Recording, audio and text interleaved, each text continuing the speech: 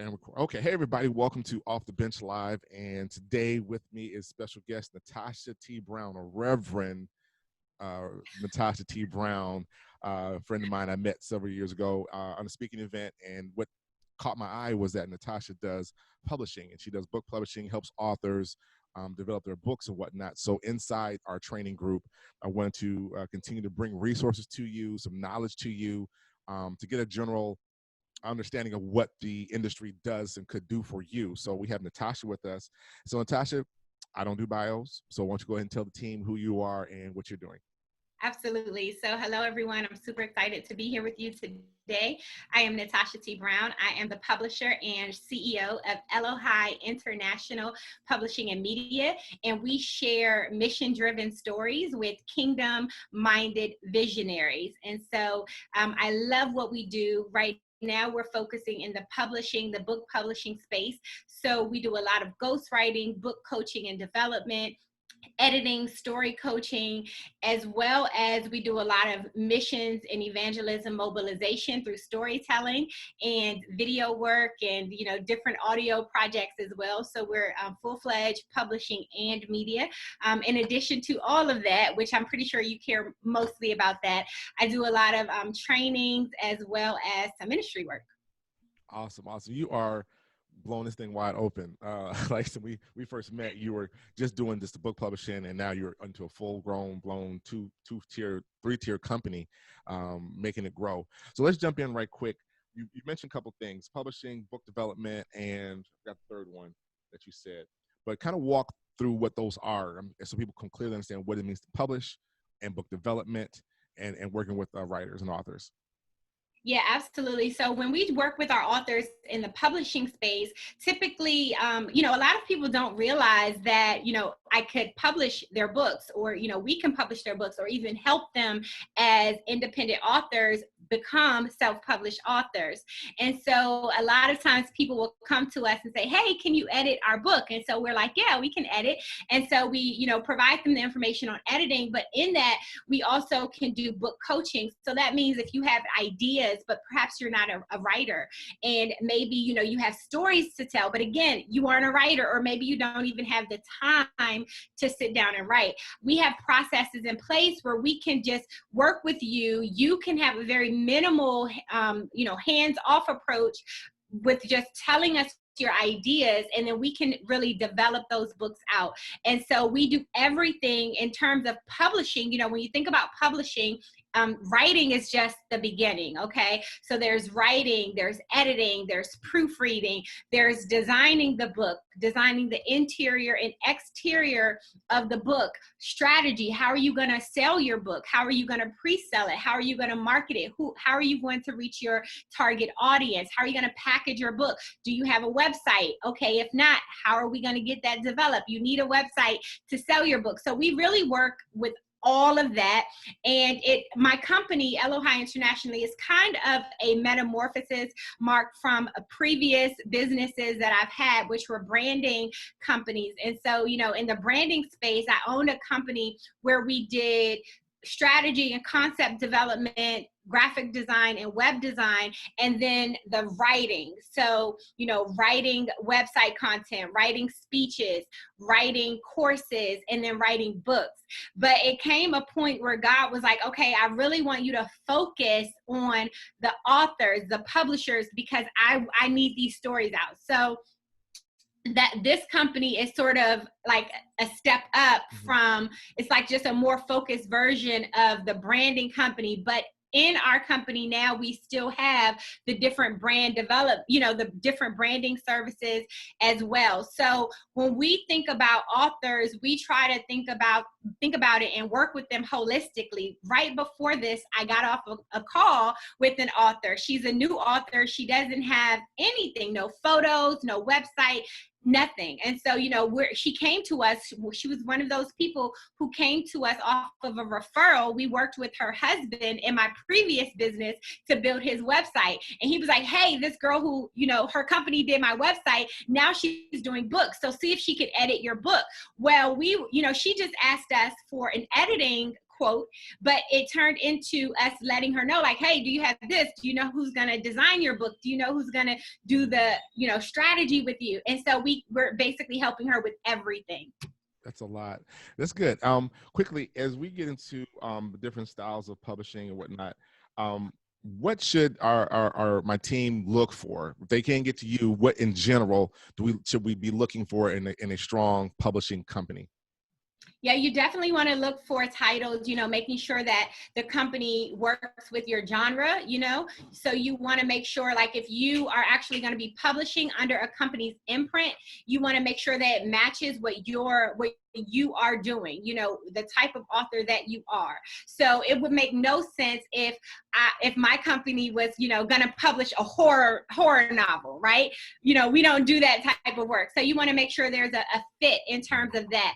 But then you want to also try to get your hands on some of the books that they've actually worked on, so that you can look at the interior of the books. Does this look right?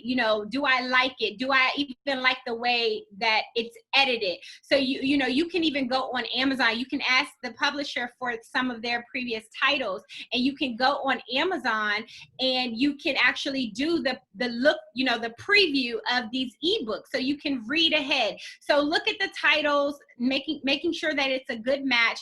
Look at the quality of the work, and then if they have any recommendations, so if there are any public recommendations, or even just people whose books that they can refer to you to review, I would definitely recommend doing that. One question that usually comes up when it comes to production of my intellectual property, i.e. my words, is who owns that? If we come through your company and you produce the book and whatnot, and the whole ISBN number, and all, who owns that content when you're done? You absolutely own your words, okay? Unless you and your publisher or your editor has developed some other type of agreement. So I will say that a lot of influencers right now are putting together compilation books or anthologies, and they'll have multiple authors in an anthology. In those cases, the actual visionary or editor of the anthology, who's bringing everyone together, they would own and have the copyright to the full manuscript. However, you as an individual author would have the copyright to your own words. Okay, so to your chapter.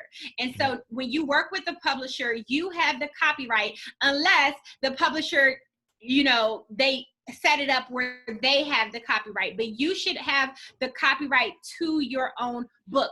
However, the publisher will have the ownership of the ISBN. So if you want to then republish your book later, if you have published with the publishing company, but then you want to change and later republish your own book so that you're not with that publishing company anymore, what you want to then do is come up with another edition of your book. You would then need to buy new ISBNs for your book that you would own. See, that's good stuff right there, because there are a few who have done a collab book already. I've done several. And we had that initial question, like, who owns that? Well, the book, because of the cost and whatever, we own the book, and you have to buy it to us to resell, but you own your words. I've taken one or two speeches and dropped them in different books because I didn't want to rewrite it, but then take the words out and go use it in the speech. So again, that is a great myth to put that out there, so people understand that you do own your own words, and that it's a great project to have, because everybody, should have a book, according to you, right? Everybody should have a book. Absolutely. That's what's up. So now, the other part is when it comes to, again, designing.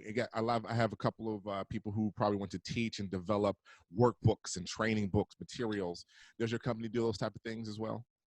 Yes, absolutely. Yeah, we love to do workbooks. I am one who I'm a teacher by nature. Okay, so I automatically write in a teaching style. So yes, we do all of that. Oh, okay. And the last question on that one, and I know this is an easy one. It's a softball question, but I need you to answer it. If there were some ministers who are in our group who are looking to get some works published, a prayer guide or something a little less from their speech, but more into their vein of ministry and work, are you that company that can handle that for them as well? Yes, absolutely. And that's actually mainly our primary audience, is ministers. So we work with a lot of ministers, a lot of pastors' wives, pastors' kids. And so we do a lot of that material, even from, developing books from sermons, developing Bible study guides. We have some authors right now who are doing Bible studies. And so we have some partial Bible studies / memoirs that we're working on. We have some Bible plans that we're working on. So absolutely. Oh, awesome, awesome. And one for the quick start, do you have like a couple of tips that you tell your newbie potential clients to?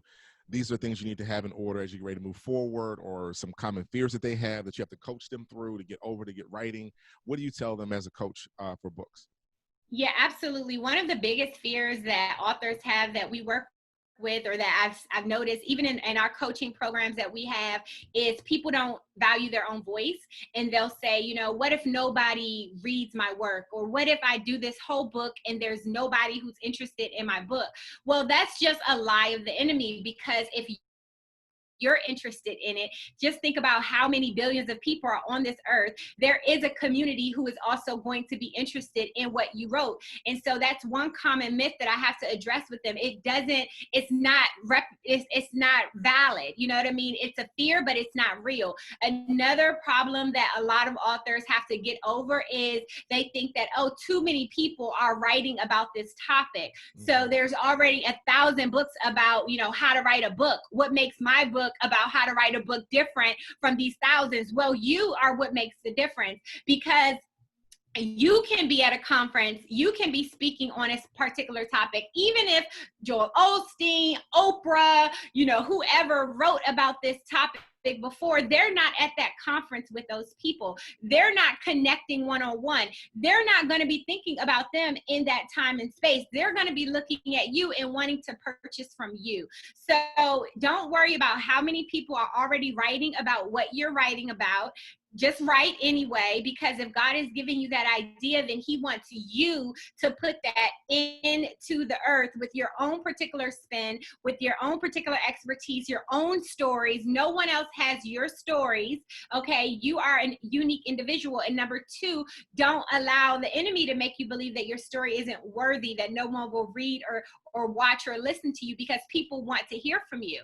And then the pointer that I would definitely give you, if you are someone who's looking to write a book, two things. Number one, start with listing what you want. First, decide, the goal of that book. Okay. So why are you writing, and what is the end goal for your readers? Once they finish reading your book, what is the reaction that you would like them to have? Okay. Why are they reading it? Number two, then just start to list out different major topics that you want to cover in the book. So whether, you're writing about how to overcome tragedy, so you might want to list the different tragedies that you've been through. How did you overcome? What resources? So you want to just basically write it out and list it out, the major topics. And then that's going to eventually turn into your outline. And there you have it, ladies and gentlemen. Natasha, go ahead and drop all your connections, your handles, and whatnot, so we can give it to the people. Absolutely. So the business is Aloha publishing.com. Okay. So if you want to visit us online, it's alohipublishing.com. But if you are, you want to connect with me, I am on social media, Natasha T. Brown on Instagram and Twitter, and Natasha T. Brown Communicator for Christ on Facebook. If you visit natashatbrown.com, guys, it's going to be my landing page that kind of connects you to everything that I have going on. All right. Thank you so much, Natasha, for your time, and we will be in touch with you very, very soon. Thank you. Thank you.